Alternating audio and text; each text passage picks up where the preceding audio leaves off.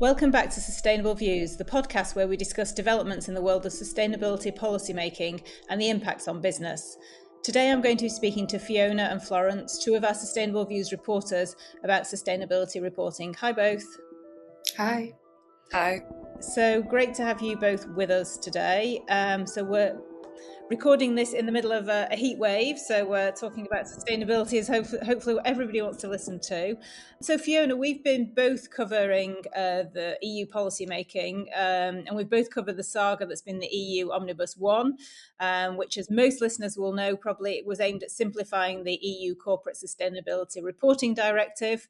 After lots of shenanigans, this was finally agreed in December 2025, but businesses are still not fully clear about what they're going to need to report on, because the ESRS, or the European Sustainability Reporting Standards, which underpin the CSRD, are still under discussion. And I apologise to anybody who's not familiar with the subject in terms of all these acronyms we're using today. But Fiona, can you tell us a bit where we are with the ESRS, both in terms of substance, but also in terms of timelines? Yeah, definitely. I'll do my best to not use too many acronyms, or at least explain as I go along. So yeah, this is kind of like the final hurdle, I think, for the CSRD in terms of the simplification process. So just as a quick reminder to listeners, last year, the European Financial Reporting Advisory Group, EFRAG, they're a technical body to the EU on corporate reporting. They were given a mandate by the Commission to substantially reduce the standards. So they did the kind of initial bulk of the work. They cut the number of mandatory data points quite heavily, and they also removed all voluntary disclosures. So all in all, they said that there was around a 70% reduction in total data points, so pretty hefty. The European Commission then took those revisions, and they've made some further kind of targeted modifications, which they're currently consulting on. And this has all been, as you say, Philippa, as a part of the EU's kind of broader push to cut red tape and cut costs for businesses. But I think it's worth noting, just on this kind of simplification mandate, one contact I was speaking to has said that they're very much expecting CSRD reports to still be quite long and onerous, despite the simplification exercise. So we'll see, I guess, as some of the first reports start to roll out once these major simplifications are in place. But industry bodies did warn about this last year. I think Business Europe, they kind of questioned how meaningful the cuts would actually be in terms of reporting length and volume. So yeah, just to kind of caveat those big data point cuts, it's worth watching out for actually kind of how this plays out, I think. But yeah, in terms of those targeted modifications that the Commission has made, there were various little things that they looked at. One of the things was the double materiality assessment. So double materiality, just as a reminder, is where companies have to report their impact on the economy, environment, and society, as well as the impact of these factors on their businesses, which is known as financial materiality. The EU standards use double materiality, and the other big standard setter, the International Sustainability Standards Board, or ISSB, they use financial materiality. Double materiality has kind of traditionally been seen as the more ambitious of the two, and the cornerstone of the EU standards and sustainable finance framework more broadly. So this topic of materiality, it's been an ongoing debate for the past few years. There have been big efforts made to try and make the two kind of ISSB and EU standards interoperable to avoid companies from having to report twice. But it's been extremely politicized, I think is worth saying. So before the release of the Sustainability Omnibus package in January 2025, there were various reports about the fact that the EU might drop double materiality altogether and opt for financial materiality. In the end, the principle stayed in. But then last month, Philippa and I reported on the fact that this might be in jeopardy again. The ISSB was suggesting separating financial material and double material information in reports. But yeah, in the end, to cut a long story short, the EU has decided against doing this. But there is still this question mark, which is a big question mark, I think, over the interoperability between the two sets of standards, given the substantial changes which have been made to the ESRS. But yeah, coming back to the timeline, the consultation is going to run until the 3rd of June, and then the Commission is hoping to adopt the framework by the summer. Then the standards will be sent to the European Parliament and Council for scrutiny. We'll keep a close eye on how things play out, I think, because the Sustainability Omnibus was an incredibly politicised file and heavily debated last year, and this is an extension of it. So it'll be interesting to see how things go, and I think there will inevitably be some final efforts at lobbying and political pressures at play. Yeah, no, great. Thanks for explaining all that. It's all quite complicated to those that have not been following it in detail. And you mentioned Business Europe, which tends to, I think it's fair to say, represent a certain group of companies. And I mean, at least some of the companies I speak to have reported in wave one. They're relatively sanguine, I think, now in terms of actual reporting. They know what they're doing. They also see the benefits of it. There are certain companies that have sort of said, once you report well, they can understand supply chains better, they can see what's happening, and so therefore it's actually a helpful exercise for them as well, especially then looking forward to the corporate sustainability due diligence regulations, so the CSRD, so these kind of fit together. But yeah, perhaps you could just say most recently when you've talked to companies, how do they feel about what's happening? Are they positive? I think in your piece you wrote recently, you said they're sort of seeming relatively relaxed, most of them. But yeah, if you could give us a flavour of what you're hearing. Yeah, definitely. I think compared to last year, companies are much calmer. There was a panic and a slight urgency last year, I think, understandably with how kind of last minute this was, and they were quite dramatic changes that were made to the regulations, and then as a consequence to companies' plans. So yeah, there's much more clarity in terms of reporting timelines and who is actually going to be required to report under the regulation. We've seen some of the largest European companies, as you say, come out with their first reports this year. And consultants have sort of told me that companies they're refocusing their efforts a little bit. Before CSRD was a massive project. Now the first reports are out for those bigger companies. It's only going to become easier. And then last year as well, there were big conversations about the fact that many companies that are now no longer in scope, especially that kind of second wave cohort, they'd already invested significant time and money into their CSRD reporting. But even though they're no longer in scope, a lot of them will probably report on a voluntary basis anyway. There won't be those mandatory assurance requirements, so that takes the pressure off a little bit. But yeah, investors and shareholders will still get that information, I think, from some of those companies. And then over in the US, companies are still persisting with their reporting as well, despite heavy opposition from the Trump administration. So the CSRD was one of several sustainability files explicitly cited in the EU-US trade agreement. Last summer, the EU pledged that the CSRD would not impose undue restrictions on transatlantic trade. But yeah, the US administration and the Securities and Exchange Commission, they've repeatedly stated their opposition to several of the EU's sustainability regulations. But yeah, despite this, US multinationals, they're pressing on, as they will likely be in scope for multiple EU jurisdictions anyway. One of my contacts who works with businesses kind of operating across the EU and US said that some companies have been changing their wording a little bit since some of the language has been obviously very politicized. So instead of calling it a CSRD report, they might be calling it a risk report or something along those lines at the moment. So there is still kind of an ambition there to report. They just don't want to shout about it too much, understandably.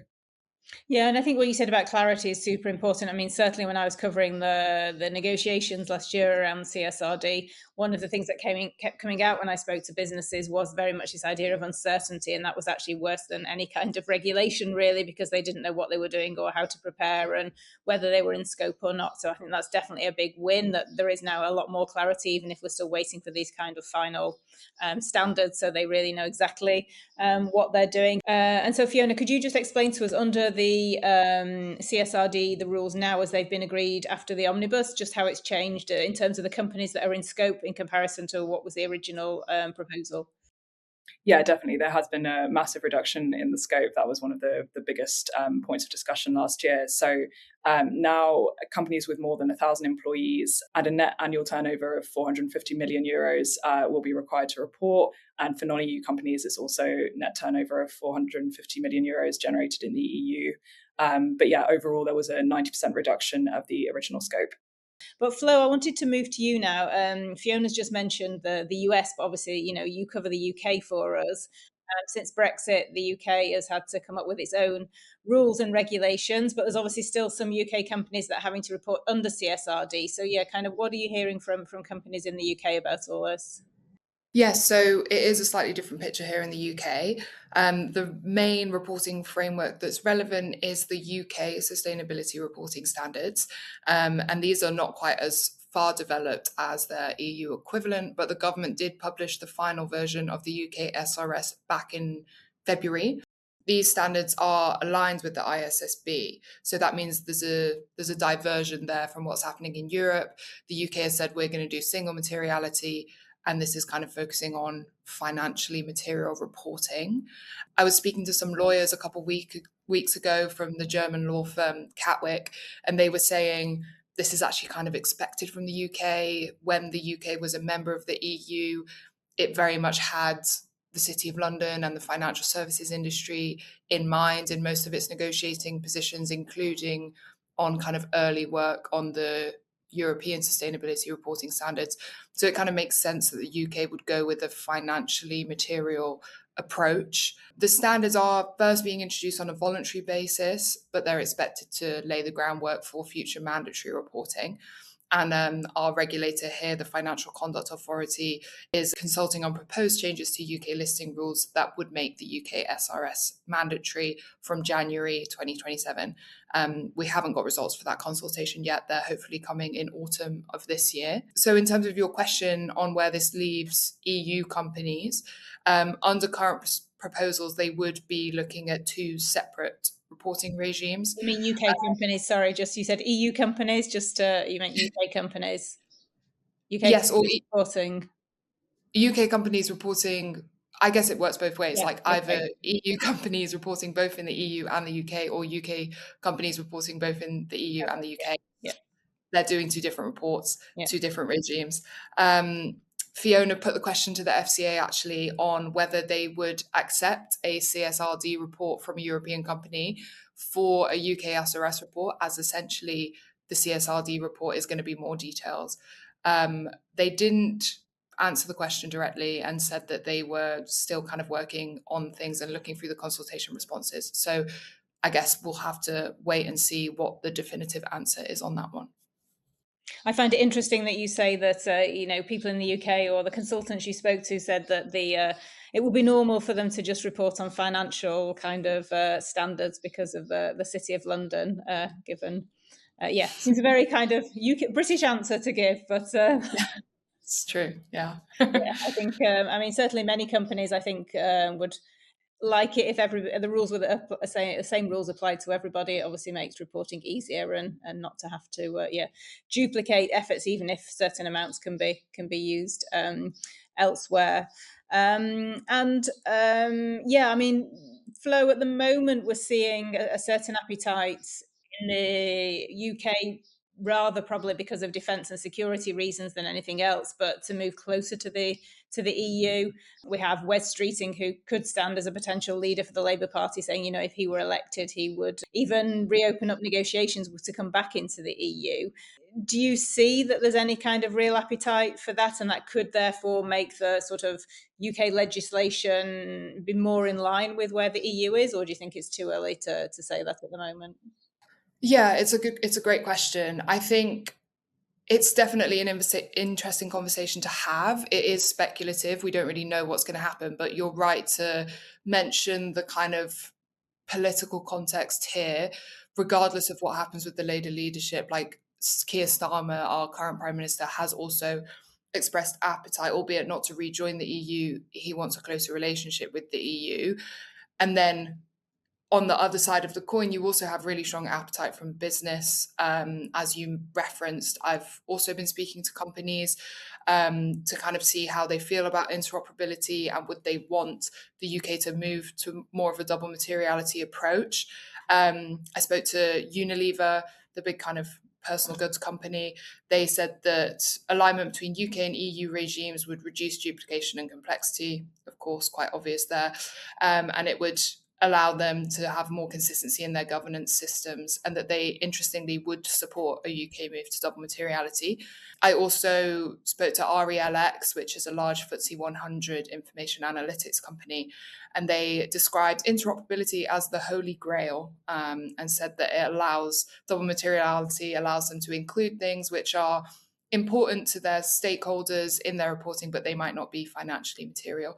So yes, as you say, companies want this. It makes their life easier ultimately.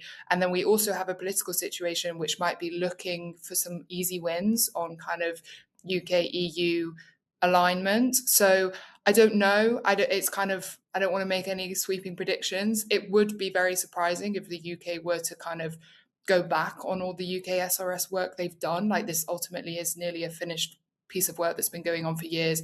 To scrap that and go back to drawing board would be surprising, but it's not outside the realms of possibility. Otherwise, Nigel Farage could become the next prime minister, and then the Well, situation would be would be rather difficult, I presume. But we shall, leave that one for another time to discuss, I think. Fiona, we often get the feeling, I mean, at least I'm in Brussels, that it's only really the EU that's actually implementing fully regulation, as we've said, around double materiality. The UK is not there. And there's this pushback, especially from certain policy makers on the right, on the far right, to kind of say we need to reduce this legislation because it's hampering business competitiveness in Europe. But actually, I mean, there is similar sort of steps happening in various different jurisdictions. So could you just walk us through that a bit, and what's happening, for example, in Asia? Yeah, absolutely. Yeah, we can start in Asia.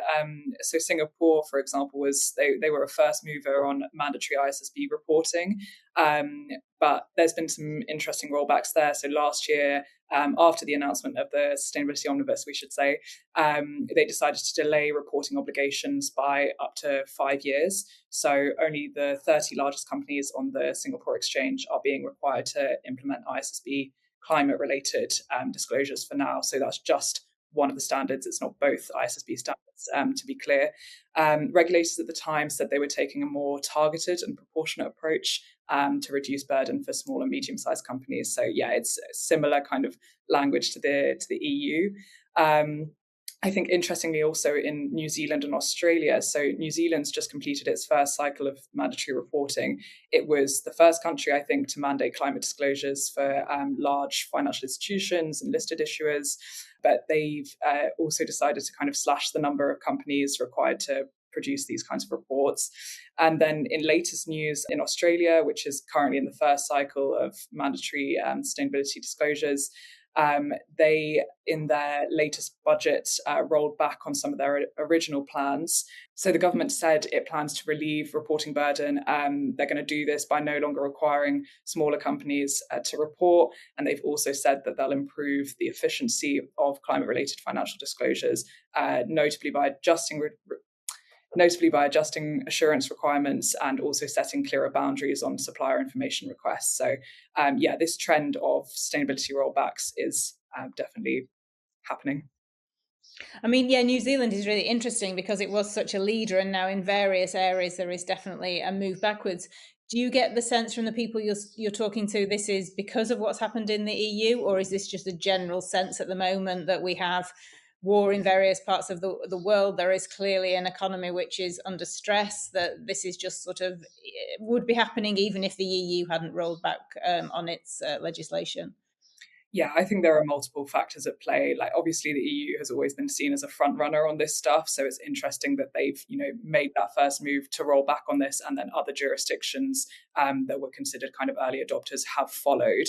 But as you say, there are so many geopolitical factors at play. I think there's also this sense that, as with the EU, some jurisdictions maybe ran away with themselves a little bit, got ahead of themselves in terms of what was actually realistic for certain companies. Interestingly, I'm looking into this at the moment. One contact was telling me that some companies are now looking to China to set the tone on climate policy, which is, definitely an interesting development, I think. China, they've made an interesting decision to adopt, so the ISSB framework, but they've added a double materiality lens on top of that. So it's actually quite an ambitious disclosure framework. And as I said, while the EU has always been seen as a bit of a front runner on this, the recent regulatory volatility, as you were saying, Philippa, for businesses, it's made it such a difficult landscape to navigate. So China has kind of introduced climate reporting much more gradually, and they're in the process of kind of expanding that. So it's been a much more stable policy environment up until now, at least in comparison to the EU and some of these other jurisdictions that we flagged. So yeah, we'll be looking more into this in the coming weeks, so stay tuned. Yeah, and just to make it clear as well that China's is voluntary at the moment, so they've not actually introduced yet mandatory reporting there. And before we finish, Fiona, I just wanted to see, do you agree with Flo's analysis of kind of where the UK is going, or in terms of SRS, or do you sort of take a bit of a different approach? I think Flo is right in the sense that this is very much set in stone now. I don't see the government consulting once again. It was a big effort to consult in the first place, I think, on the adoption of ISSB.